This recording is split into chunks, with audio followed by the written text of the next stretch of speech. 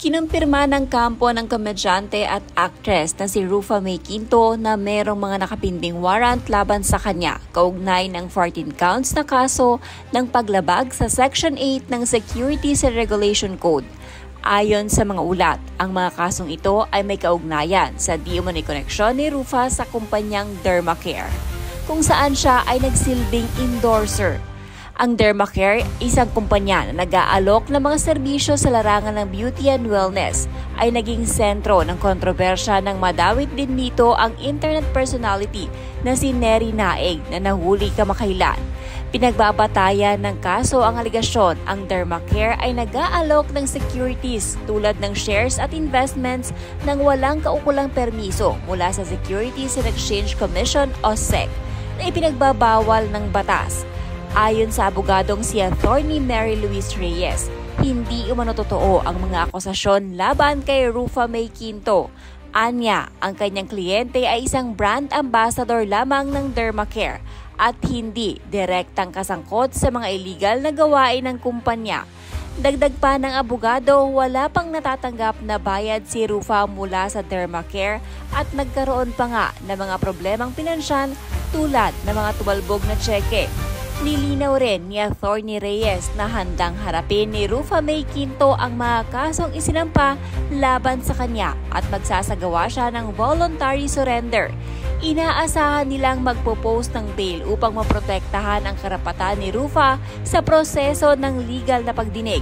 Ang abogado ay nagbigay ng assurance na may sapat na ebidensya upang ipakita ang hindi pagkakasala ng aktres sa mga aligasyon. Sa ngayon, patuloy ang paghahanap ng mga otoridad kay Rufa May Quinto upang masimulan ang legal na proseso. She will face those charges. Mag-voluntary surrender siya and magpo-post po kami ng bail for that. She's worried kasi hindi naman totoo yung allegations kasi my client po is just a brand ambassador, a model endorser. Hindi sa kanya nakapagbayad ng down payment tapos yung mga cheque po puro tumalbog. Lahat po yan, hawak naman po namin yung ebidensya. Ipe-present namin sa court. Samantala, base naman sa nakarating na balita kay OG Diaz ay di umano'y hindi na sinali ang boxing champ na si Manny Pacquiao na kasuhan. Kung matatandaan ay napaulat na kabilang sana si Manny Pacquiao sa umano'y sasampahan ng kaso ng mga complainant dahil isa din itong ambassador at franchisee. Ngunit ayon sa umano'y nakarating sa talent manager na si OG, ay di umano'y inatras ang kaso laban sa dating senador. Part of the company, hindi lang si Neri, kundi andyan din si Rufa May, si Pacman, kaya legit po kami. Kailangan talaga na yun, lalo na pag-usaping pera, yung due diligence na lagi. Due diligence, oo. Research po talaga bago tayo maglabas ng pera. Oo, kaya lalo na nalulugi daw yung negosyo. Kaya nagpretend sa mga investors, ang dami nila. Kaya naman nagkakaroon ng syndicated staff. Kasi pinalalakas nila yung kaso para kung magkaroon ng warrant of arrest ng bail, mapakulong talaga nila yung tinatarget nilang tao. Samantala, Mamaloy, kaugnay ng pagkakasangkot ng pangalan ni Rufa May Quinto at Manny Pacquiao na ang nakarating nga sa atin ay may warrant of arrest. Pero nangalat tayo ng mga sources, ha? Yung isang nakausap natin ay ipinagtanggol si Manny Pacquiao. Nilinaw nito na hindi ang tipo ni Manny ang papasok sa pangihimok ng investors na mag-invest sa Dermacare. Yes, meron daw itong franchise at brand ambassador din noong 2022 pero hanggang doon lang yon. Isang personalidad naman ang kausap natin at ang sabi nito, si Peachy o si Rufa May lang ang may warrant of arrest tulad din ng pa-blind item na sinabi ng lawyer ng mga nagdemanda kay Neri. Si Manny ay hindi na raw itinuloy. Ang tanong nga ng source natin, dahil ba si Rufa May ay kayan-kayanan at si Manny ay alam na papalag at hindi ito palalampasin? Isang malapit kay Rufa May ang nagsabi sa atin na bakit nadamay si Rufa May? In the first place daw, endorser lang ng Dermacare si Rufa May at hindi naman ito nagsulisit ng money para pumasok dito ang mga investors.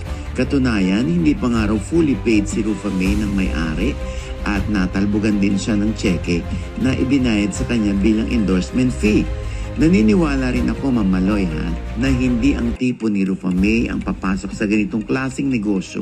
Ang gusto lang lagi ni Rufa May ay rumakit ang rumakit at ayaw nito ng mga komplikadong transaksyon. Saka ayon pa sa kausap natin paano namang iaalok ni Rufa May ang Dermacare na pasukan ng investment kung ito mismong si Rufa May natalbugan nga ng tseke? Saka sa tagal ng pagkakakilala natin kay Rufa May, ngayon lang siya nasangkot sa mga ganitong transaksyon na wala pa itong kamuwang-muwang na nadawit na pala siya. Lalo na ngayon na siya ay isa ng US immigrant at nagbabakasyon lamang ito sa Pilipinas kapag may mga racket. Kaya hiling pa ng kausap natin, maghunos dili sa pagtuturo ng mga inosenteng tulad ni Rufa May ang mga nag-aakusa. Pero aware na raw dito si Rufa May at haharapin ito ng komedyana dahil gustong linisin ni Peachy ang kanyang pangalan. Opo, ay pahingi naman ng konting background dito sa kaso ni Neri Naig. Bakit po siya nadali? Alin po yung violation niya at paano naging violation yon? Kayo magkwento, sir. Go. Ang nakuha namin mga informasyon po ay siya po ay parang naghikayat ng endorse ng mga investment dun sa Beyond Skincare. Yun po yung kumpanya na inimbestigahan ko. Ganito po ang sa Securities Regulation Code po, yung Section 28 na binanggit po, ang kailangan po kapag ang isa ay involved sa buying and selling ng securities po, investment contracts, etc., yan po ay kailangan nakarehistro sa SEC. Bakit po kailangan rehistro yan? Kasi yung meron pong obligasyon yan, minemaintain po dapat integrity ng market, yung investment market, yung capital market, yung tinatawag, para pong pagka mas marami nagtitiwala sa mga produkto natin, mga securities natin, mas maraming mag-inganyo at additional investment opportunity po yan sa mga tao. Kaya po ang SEC po nire-require po, bukod po sa may secondary license yung kumpanya, tapos meron po yung mismong securities na ini-issue nila nakarehistro, pati po yung nagbebenta. Kailangan po nakarehistro sa akin. Kahit hindi siya yung may-ari, Director. Halimbawa sabihin niya, hindi talent lang ako At kinuha lang ako as a talent. Hindi ako part ng kumpanyang yun. Madadawit din siya, Director? Yan po kasi, kahit depensa na po kasi yung talent ako, ako'y taga-sabi lang, ganito po yan. Kung ang ine-endorse lang naman niya, kunyari, itong produkto na to, or sinasabi lang yung, pagpunta kayo dyan, maganda mag-makeup yan. Yung mga ganun po, walang problema yan. Pero kapag ang sinabi mo, mag-ano kayo, magandang investment to, kasi kikita kayo ng ganito, kikita kayo ng 10% or something. Pagka ganun na po, yan na po, involved na kayo sa buying and selling of securities. Kailangan rehistrado na po kayo.